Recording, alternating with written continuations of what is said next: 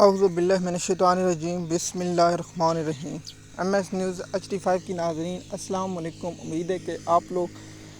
سب خیریت سے ہوں گے۔ آج کا جو ہمارا مین ٹاپک ہے وہ ہے کہ محکمہ سپریم کورٹ میں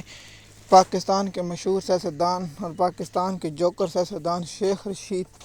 کی سپریم کورٹ میں GH کو حملہ کیس میں بریت کی درخواست پر سماعت ہوئی، جس میں محکمہ سپریم کورٹ کے ملازم جج آفریدی کی سربراہی میں سماعت ہوئی اور جج صاحب نے کہا کہ کیس کے نوٹس جاری کر دی گئے اور سماعت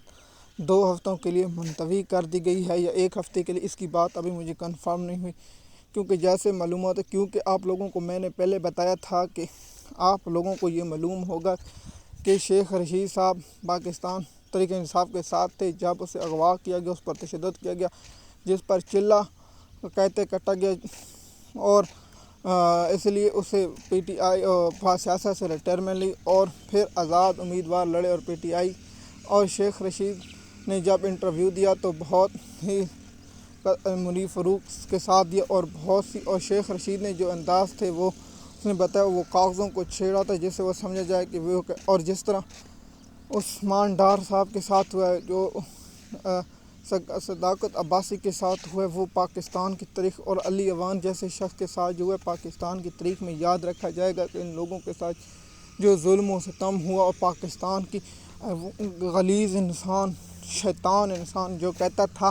کہ اگر آپ کو کچن کا سیک نہیں تو آپ کچن چھوڑ دیں، اب بزدل اپنی بیوی کے ساتھ کہاں بھاگ گیا، اب نظر آئے، اب بھیس بدل کر پاکستان قوم کے سامنے ہے۔ کیا اس کو چیف الیکشن کمیشن لگانے کے لیے 2 سال انتظار نہیں لگا جائے، کیونکہ ایک جماعتیں یہ مندرجہ چیف جسٹس بن چکا ہے، اسے نہیں لگایا جا سکتا کیونکہ پاکستان کے ہوگا تو پھر اس کے بعد جو پاکستان میں ہوگا وہ آپ لوگوں کو معلوم ہوگا، جیسے کہ ہم آپ لوگوں کو اس کے بارے میں انفارمیشن دیتے ہیں اور آپ لوگوں کو اس کے بارے میں بتاتے ہیں۔ نوٹس جاری کر دی گئے اور 2 ہفتوں کے بعد اس کیس کی سماعت ہوگی یا اس کیس پر جو حالات ہوں گے وہ آپ لوگوں کے ساتھ شیئر کر دیں گے۔ دیکھیے شیخ رشید کے جو معاملہ ہے اس پر آپ لوگوں کو میں نے پہلے بتایا تھا کہ شیخ رشید کو اغوا کیا گیا اور اس کے بعد چھوڑ دیا گیا، اور جو PTI کو چھوڑ گئے ان کی کیسوں فارغ ہوئی، جیسے اسد عمر، اپنا بہت سے اور رہنما ہیں، جیسے میں نام ان کا لینا نہیں چاہتا، جن گھٹیا انسانوں نے مشکل وقت میں ہوتے، جس میں علی زیدی، عمران اسماعیل اور بہت سے ایسے لوگ ہیں جنہوں نے PTI کو چھوڑا اور وہ تمام کیسوں سے بری ہو چکے اور ان کو ضمانتیں ان کو